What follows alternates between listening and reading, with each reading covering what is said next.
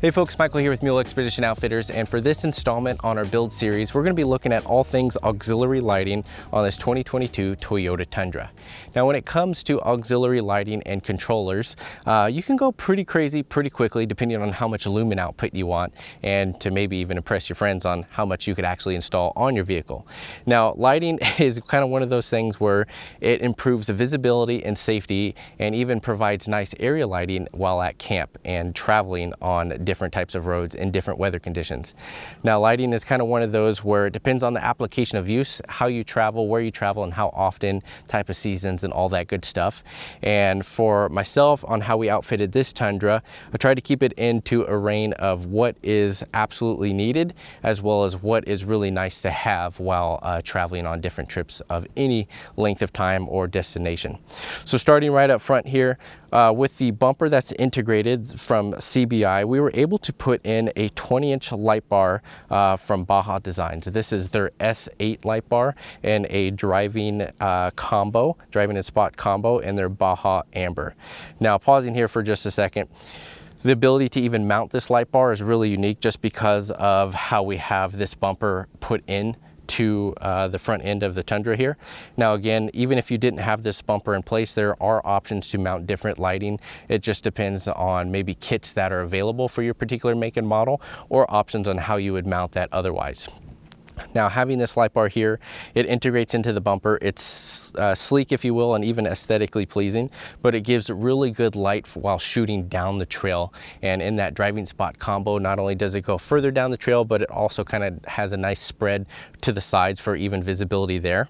If we looked at the kit options that we have specifically for the 3rd Gen Tundra, Baja Design actually makes a factory fog light replacement kit, which are these SAE factory fog light kits, and these are a replacement from the stocks themselves, and these can work even without a bumper. So just kind of a side note too. Now what's unique about this SAE kit is that they are street legal, so when you're driving on normal city roads, you can actually have these on, still retain a fog light nature that basically you would have from the stock vehicle, but having them in this Baja Amber again is really nice, because what Baja Amber does of this color that you see, this yellow amber that you see on pretty much all the lights that we have up front, is that they cut through inclement weather really well. So whether that's rain, snow, sleet, even really dusty trails if you're traveling in convoy with vehicles in front of you, it's basically all the science behind it of how the light and the wavelengths work and how your eyes perceive it and all that good stuff. It just cuts through all that really well, and how we are able to visually see that light spectrum compared to white light as the alternative. So for amber, pretty much is going to be found everywhere on the front of this truck, and that's really in part of I find myself living up here in the Pacific Northwest, and our weather pretty much changes all the time, especially in our winter months of snow and rain. So it's really nice to have that capability, because usually that's the time of the year that I get out even more than the summer months. But on the contrary, with summer months, you're traditionally driving on roads that are pretty dusty, especially if you have a vehicle in front of you. So even at nighttime, it's really nice to have that option as well too. So that just gives you a little background information as far as the amber coloring that you see here, but also goes to show that depending on, again, your make and model, there might be factory replacement kits that are available immediately from the manufacturer, such as Baja Designs, that enable pretty much a plug and play kit, because this still works off the original factory switch that you find near the steering wheel. Now moving up from here, we have the ditch lights. These are Baja Design LP4s. Now frankly, they're pretty big for a ditch light, but I found them suitable to be pretty much of equivalent to the size of the truck, which is why I went with that. Now the LP4s are great. They have really high lumen output, and they are also in the driving spot combo in the Baja Amber color, so similar to the reasonings behind the light bar that you see in the front bumper. Now what ditch lights do is they really give you not only a little bit of forward facing, but predominantly what you're aiming for are side facing light. So where this comes into play is blind spots as you're turning or going around corners, or even as you're driving down the road, having the ability to have that additional spread of light.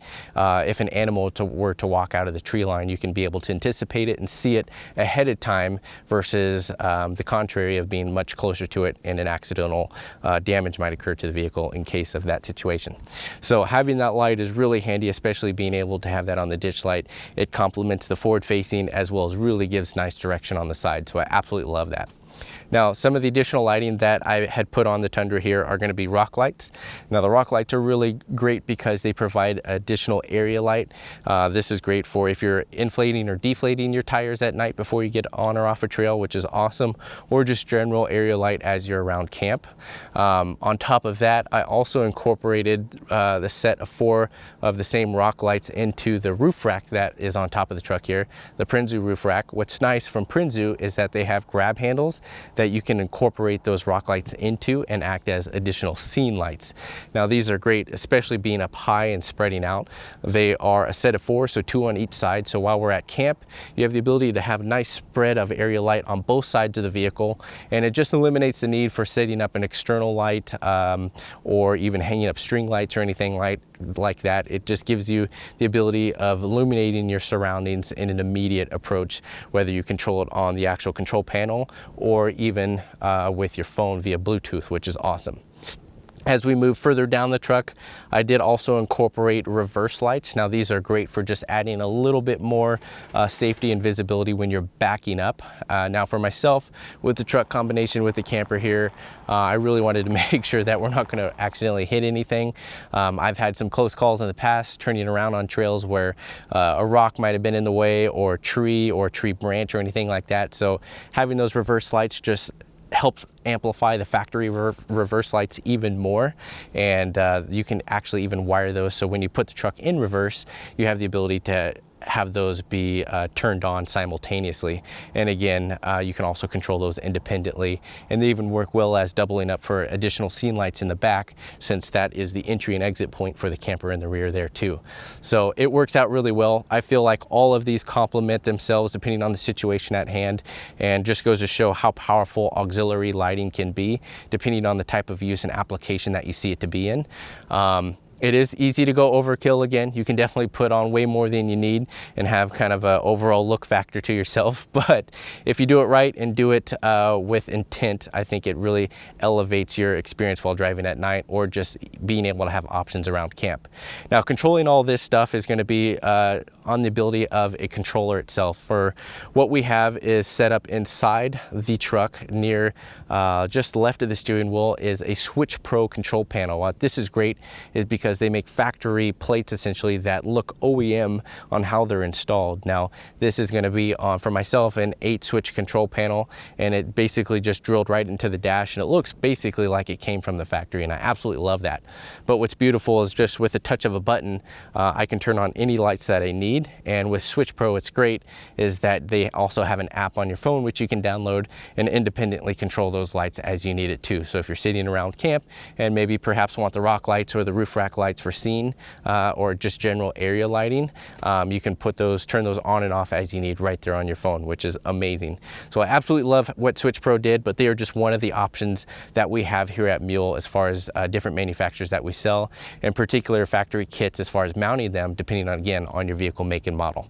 Now, this is just one example. At MULE, we sell pretty much anything that you can think of from multiple different brands and manufacturers, and have endless possibilities on how we can install and mount all these different auxiliary lights and control panels.